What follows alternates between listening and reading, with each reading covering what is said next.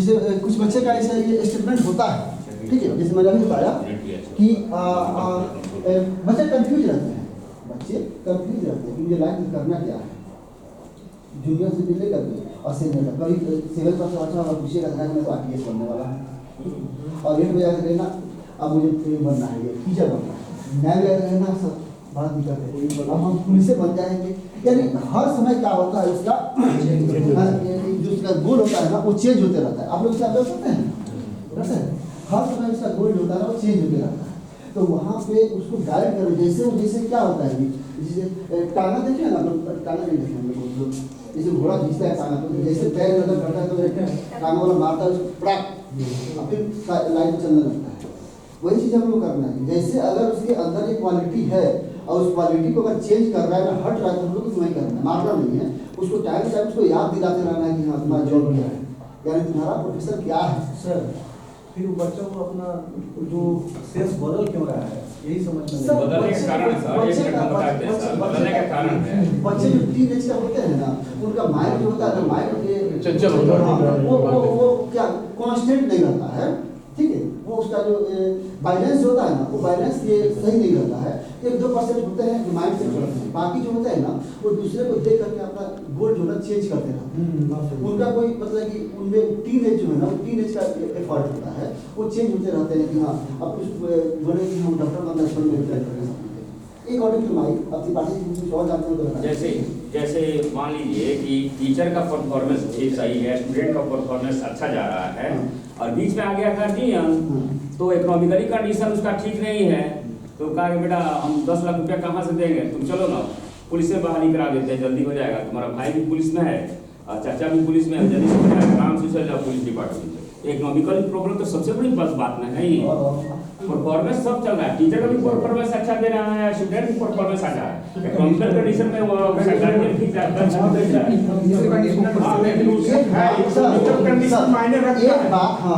Economical condition मायने रखता है, लेकिन जहाँ चाहो वहाँ राह। बिल्कुल। अगर ऐसी बात हो तो 2% तो एक रिक्शा ओनर का लड़का डॉक्टर नहीं होता, बिल्कुल सर, IAS नहीं बनता, BPS कंप्लीट नहीं करता। ये इसी बात समझना चाहिए। 2% होता है, इसी बात पे चलते हैं, एक्सेप्शन नहीं होती, एक्सेप्शन आने वाले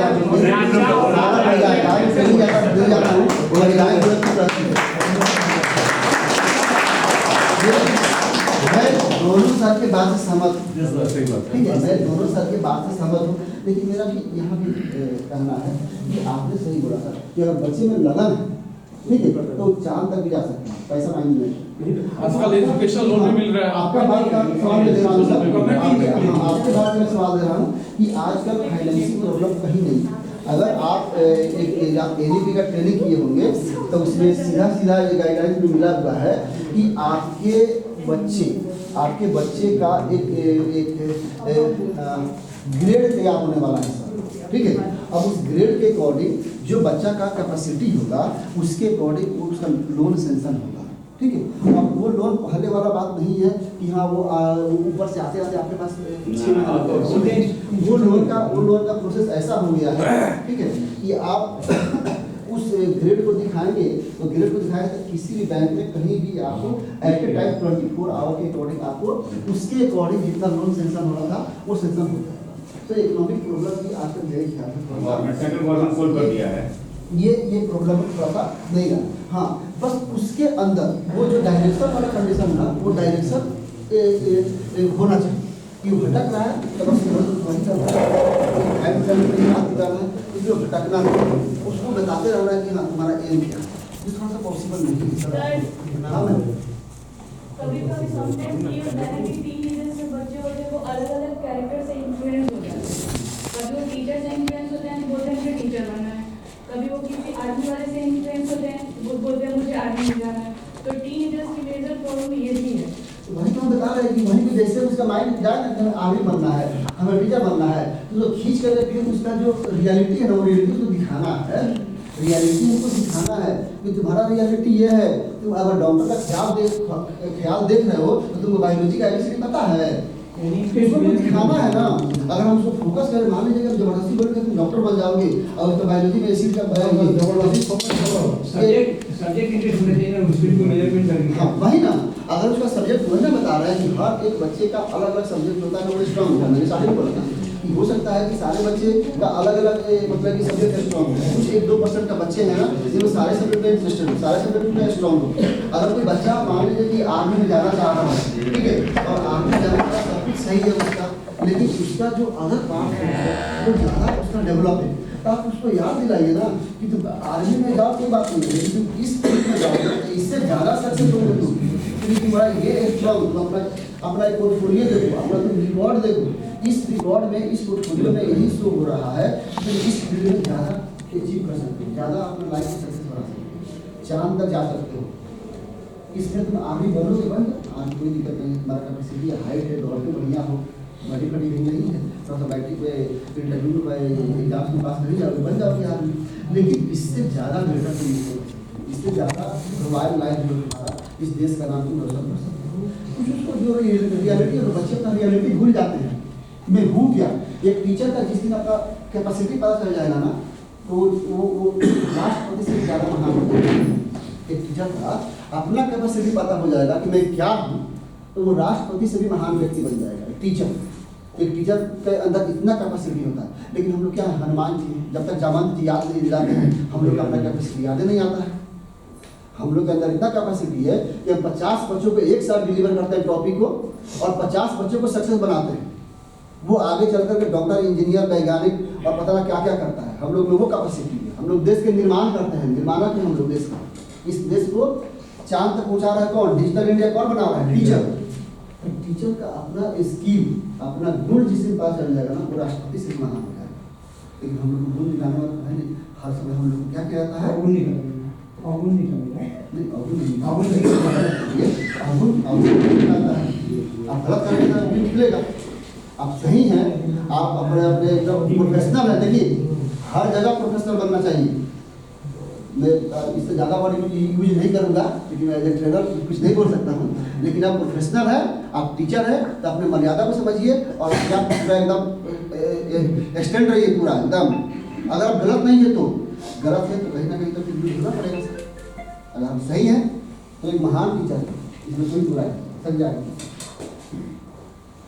पीछे कीजिए, क्वेश्चन लोग पढ़ते नहीं किए, हम लोग आगे बढ़ रही है। इंपॉर्टेंट क्वेश्चन है सर कि बच्चे के मन में चलता क्या है। देखिए पहला एक क्वेश्चन है हमारा कि want to have a professor to talk about issue in my field that like beyond my research topic. अब बच्चे के माइंड में चलता है चीज़, ठीक है, कि मैं क्या प्रोफेसर बनना चाहता हूँ सर जी, नहीं, लेकिन मेरा रिसर्च टॉपिक जो है ना वो क्या है, बताइए ना। मेरा रिसर्च टॉपिक जो है ना वो थोड़ा सा क्या कर रहा है हमको, मतलब कि हमको डिस्टर्ब हो रहा है या नहीं समझ पा रहा है, जो कुछ हो रहा है उसका सही मार्गदर्शन नहीं है। तो बच्चे के माइंड में चलता है कि हम डॉक्टर तो बनना चाहते हैं, लेकिन बायोलॉजी वाले सर अच्छे से बायोलॉजी नहीं पढ़ाते हैं, क्या करें। या बायोलॉजी का सर तो बहुत बढ़िया पढ़ाते हैं, बायोलॉजी सर बुरा मत मानिएगा, कोई है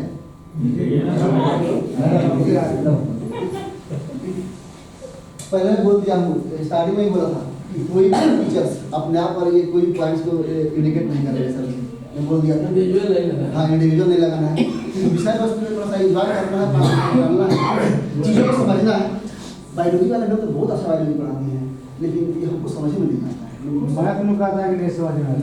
मैं तो सर मैं खुद मैथ का टीचर, मैं दुखी रहता हूँ, मैं क्या बताऊँ, मैं तो खुद दुखी रहता हूँ, मैं खुद दुखी रहता हूँ। सीधे मान लीजिए x/5 कहता है कहे माने ठीक है क्यों नहीं। ऐसे हम लोग क्लास में ऐसे नहीं कहता है, ऐसा किसी का हिम्मत नहीं है बोलने का, जानते थे पार्टी, ऐसा हिम्मत नहीं है बोलने का। क्यों सर, आप ही की बात क्यों मानेगा बच्चा कि x/5 क्यों मानेगा, 1/5 क्यों मानेगा, x/3 क्यों नहीं मानेगा। नहीं मानेगा, मानने की बात नहीं है कि x = 5 नहीं माना जाता है, नहीं माना जाता है। कौन जो नहीं वैल्यू मालूम है उसे x माना जाता है, तब आता है वो वेरिएबल है सर जी, x तो वेरिएबल है, कुछ नहीं सकता है, और तो भाई नहीं करेगा, x तो वेरिएबल है ना, 5 भी होगा, 10 भी हो जाएगा, 15 भी हो जाएगा, ठीक है। नहीं आपने कहा कि बच्चे हिम्मत नहीं पहुंचे, नहीं क्यों माने नहीं, आने के बाद तो ये नहीं कहता है कि हाँ सर ये कैसे हो गया, क्यों हो गया, नहीं मानेंगे, ये तो नहीं कहता। हाँ, अगर 1+5 = 6 ये कहता है सर ये हो जाएगा, तब तो हिम्मत नहीं बोलेगा कि हाँ 1+6 हो जाएगा, सर ये जानते हैं। ठीक है साहब? तो यही एक प्रॉब्लम होता है बच्चे में कि उसके अंदर होता है ना एक कंफ्यूजन बहुत रहता है कि मुझे ये चीज़ें तो करना है लेकिन ये हो नहीं पा रहा मैं करूँ। बायोलॉजी वाली मैम बहुत अच्छा बायोलॉजी पढ़ाती है लेकिन मैं क्या करूँगा बायोलॉजी यहाँ पे क्या उपाय है बताइए। अगर ऐसा कोई बोलता है तो हमें क्या करना है? मैं नहीं सर बताइए हिंदी वाले सर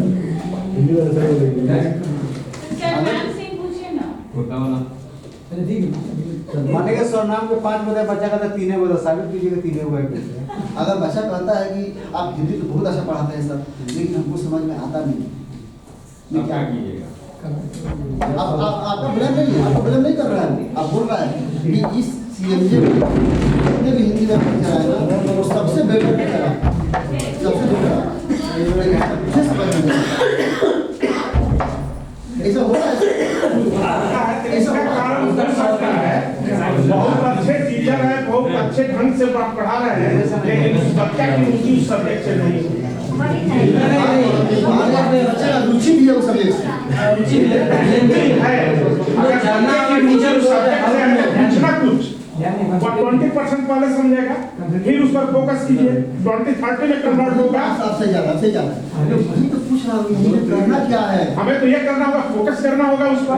जब 20% समझा फिर फोकस करेंगे 30 पर जाएगा और 30 जब 50 प्लस में जाएगा तो स्वयं अपने आप समझ जाएगा।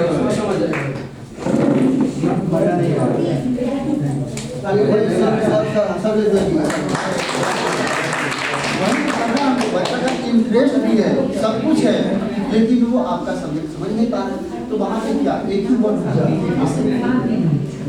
वर्ड क्या होता है मोटिवेशन। हमें बच्चों को क्या करना है मोटिवेट करना है। इसमें आप लोग डीएन का कहानी सुना है ना बायोलॉजी वाले का जो नीट हाइट की लड़की नहीं सुना ये डीएन का ही है एक बच्ची थी शायद ये थी हाँ इसके बिहारी के डीएन की बच्ची थी जिसको बायोलॉजी उसको इच्छा था कि वो बायोलॉजी मतलब कि बायोलॉजी पढ़े डॉक्टर बनने उसका इच्छा था लेकिन उसको बायोलॉजी नहीं लेकिन उसको अंदर से जिद था कि मुझे बायोलॉजी ही पढ़ना है। ठीक है मैथमेटिक्स सबकी इंटर 11th में आकर एडमिशन कराई यहाँ पे 11th में एडमिशन कराई और उसके बाद से वो मतलब कि जो भी यहाँ बायोलॉजी के टीचर थे वो पढ़ाने लगे उसको बायोलॉजी समझ में नहीं आता था। तो पूछते थे से कि बेटा समझ आ रहा है ना बन जाएगा ना तो बोलते थे कि नहीं सर हम कुछ समझ नहीं तो बोलते थे कोई बात नहीं थोड़ा सा और कोशिश करो प्रयास करो आगे फिर वो बनाते थे फिर वो बायोलॉजी भजन के बाद फिर पूछते थे कि समझ आ रहा है नहीं सर बेकार बेकार में एडमिशन ले रहा है समझ में नहीं आ रहा है टाइम भी खराब हो रहा है तो बोले कि कोई बात नहीं आएगा बस और कुछ और थोड़ा अपना एफर्ट डालो मतलब अपना गाइड कर रहे थे मेन पॉइंट में बता रहा हूँ थोड़ा गाइड कर रहे हैं किस पॉइंट गलत कर रही हो किस चीज़ पर तुम फोकस करना चाहिए गाइड कर रहे हैं तो मेन पॉइंट में बता रहा हूँ। ऐसे करते करते करते करते उसका 11th निकाल गया 11th निकाल गया उसके बाद 12th में गई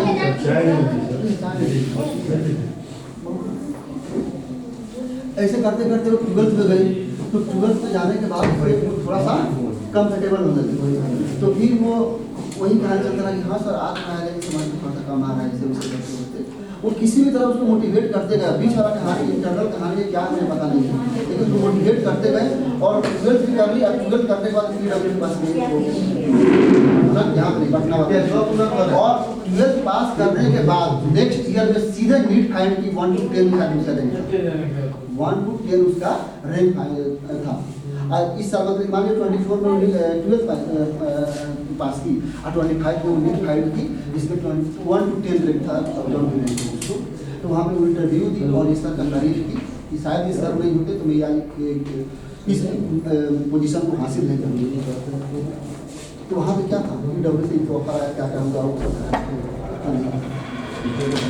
हाँ वो PW से ऑफर आया था कि हम क्या करेंगे क्या नहीं करेंगे बहुत इनकम नाम था। तो यहाँ पे क्या था एक मोटिवेशन था उसका मतलब कि आप इच्छा था कि मैं डॉक्टर बनूँ लेकिन वो इंटरेस्टेड भी थी, लेकिन चीज़ें जो होता था ना, हो सकता था किसी कारण से उसको समझ में नहीं आ रहा, नहीं पढ़ पा रही हो, या उसके माइंड में सेट नहीं हो रहा हो, या उसके मेमोरी पावर शायद पहले ही ज़्यादा याद करना पड़ता है, ज़्यादा फोकस करो। हाँ, साइंटिफिक बड़ा बड़ा नाम पता, अजीब अजीब नाम होते हैं, वो सही है, मैंने पढ़ा था बुक में, अजीब अजीब नेम होते हैं, नाम याद नहीं होता पड़ता है, फिर डायग्राम थोड़ा सा ऑब्जर्व करना पड़ता है, तो चीज़ें में कहीं ना कहीं हो रहा होगा। हिंदी विषय जो आप बोले हैं अब 10 मिनट सोचेगा तो भूला क्या बोलना नहीं था, लेकिन सर जो बोले मोटिवेशन वो ठीक है, लेकिन पाठ पढ़ाते समय पहले विषय वस्तु पर ध्यान देना होना चाहिए, मुख्य विषय नहीं होता है, उसको फोकस करना। दूसरी नंबर बात है, जब हम कहानी पढ़ते हैं, जब कोई भी हिंदी टॉपिक लेते हैं, तो सर पहले उसका एक समय को बांध दिया जाता है, और बच्चे क्यों नहीं रुचि ले रहे हैं, तो उस पढ़ाते समय हम कभी भी बात कर सकते हैं, या कहानियाँ अच्छी रखेंगे, वहाँ पर बच्चे अट्रैक्ट होंगे और हमारी बातों को अच्छी तरह से सुन पाएंगे और समझ लेंगे। ऐसा ही रखना चाहिए।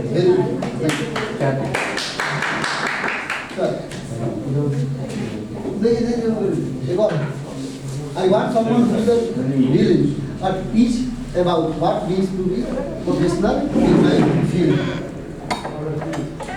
मैं सोचता हूँ, मैं पढ़ रहा हूँ, लेकिन मेरा फील्ड क्या है, मेरा प्रोफेशनल फील्ड क्या होना चाहिए, सुना चाहिए ना। ये सब कंफ्यूजन बच्चे के माइंड में रहते हैं। I am confuse about my future, ऐसा क्वेश्चन आपको आता होगा सर, मैं कंफ्यूज हूँ, मेरा करियर है क्या, मैं कर क्या रहा हूँ, मैं कर क्या रहा हूँ, मुझे करना क्या है, मुझे क्या करना चाहिए। इसमें सबसे बड़ा रोल किसका होना चाहिए, टीचर का क्वेश्चन पेरेंट पर भेजेगा, पेरेंट को आपको भेज दिया है, अब आप टीचर को कन्वे करेंगी ना, तो आपका बेटा बहुत अच्छा क्रिकेट खेलता है, क्रिकेट खिलाइए, आप सीधे बैट उठाएंगे, इसको बेटा क्रिकेट खिलाइए, यही अपना मेरा बेटा इंजीनियर बनने वाला है, वहाँ पर बहुत प्रॉब्लम होता है। उस तरह के स्टूडेंट को सर 3 इडियट की कहानी सुना देना चाहिए। वो कोई कहानी स्टूडेंट थोड़ा सुनाइएगा, पेरेंट्स वो कोई कहानी माइंड में नहीं होता है, उसको जब तक माइंड सेट नहीं कीजिएगा ना, माइंड सेट नहीं होगा ना सोसाइटी का, पेरेंट्स का, क्योंकि आज के पेरेंट्स का क्या ख्वाब है, डॉक्टर, इंजीनियर, IAS IPS।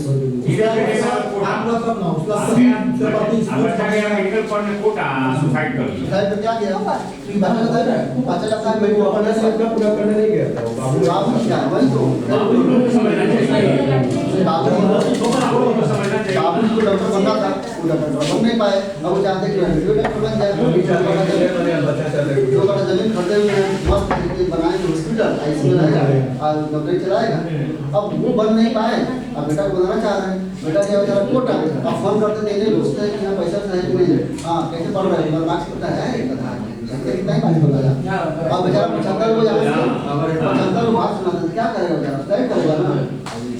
तो यहाँ पे थोड़ा सा कन्वे करना जरूरी होता है, ठीक है। तो बच्चे आप लोग कंफ्यूज रहते हैं, I am confused about my future, I want someone to help me out of my confusion and to have great clarity about myself, my ability for my ability abilities, यानी वो उसके पास सब कुछ है, उसकी एबिलिटी के अकॉर्डिंग उसको guide करने वाला कोई नहीं है। ऐसा भी होता है। हाँ, ऐसा होता है, ऐसा हो रहा है कि होता है, मैक्सिमम ऐसा ही हो रहा है। बच्चे ट्रेन में जाने के बाद उनको पता नहीं चल रहा है, पढ़ना है साइंस पढ़ना है, मैं SS चल जाते हैं, मैं छोड़ देते हैं, साइंस पढ़ना SS पढ़ना शुरू कर देते हैं, मैं छोड़ देते हैं, उनको कोई बोले नहीं है सर। कभी BSc का फॉर्म भर देते हैं, कभी मेडिकल का फॉर्म भर देते हैं, और कभी आप दौड़े चल जाते हैं, कभी PhD कर लिए कि हाँ चलो सीटेट कर लेते हैं, बीटेक कर लेते हैं, BEd कर लेते हैं, मास्टर बन जाएंगे, यानी कोई उसका एक फिक्स बोले नहीं। हमसे कद ही ज़्यादा हिला दे रहा है, जा रहा है उधर कट रहा है ना, जाए आएगा तो हिलेगा ही ना थोड़ा, हम उन्हीं को आगे कह दे रहे हैं, छोड़िए जाने वाले को बार बार हिले डूबेगा तो नहीं उठा दे रहा था डॉक्टर, इसको उनको आगे बढ़ा दीजिए। ये चीज कर पाओ, इस पर तुम फोकस करो, ये करने वाला कोई नहीं, ये कौन करेगा, टीचर।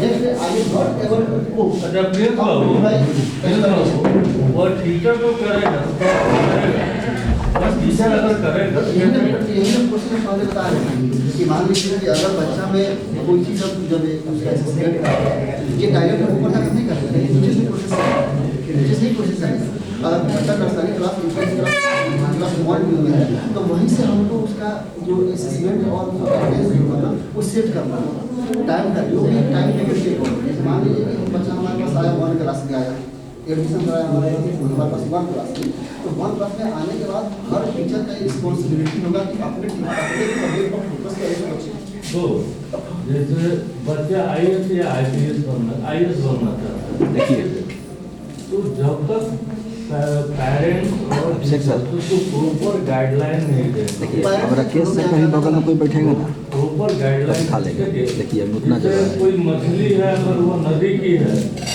और वो नदी जाके समुद्र में मिल रही है तो उसका एरिया बढ़ेगा, तो वो उस मछली का सोच भी तो यहाँ पे डेवलप हो जाना चाहिए कि अब हम जहाँ जा रहे हैं तो वहाँ का एरिया मेरा क्या है, बढ़ा हुआ एरिया।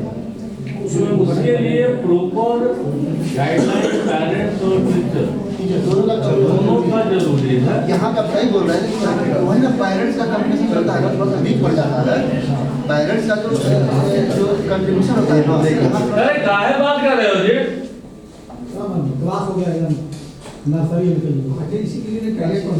प्रिंस बाबू, हमारे कहने का मतलब एक और है कि अगर हम लोग स्कूल चलाते हैं, ठीक है ना, तो हम लोग पढ़ाते तो है, रोज पढ़ाते हैं, लेकिन कभी कभी हम लोगों को इस प्रकार के इंटरेक्शन भी रखना चाहिए कि पेरेंट्स, चिल्ड्रेन और टीचर वो एक जगह बैठे, कभी साल में एक बार 2 बार जरूर बैठे ना। पीटीएम तो होता है, पीटीएम बउआ तो कहने का ना पीटीएम कहने का सेंस यहाँ पे यह है कि पेरेंट्स समझता है कि हम पैसा देते हैं तो मैनेजमेंट पर चढ़ेंगे, टीचर पे चढ़ेंगे, मेंटालिटी यही है प्रिंसिपल, दूसरा नहीं है।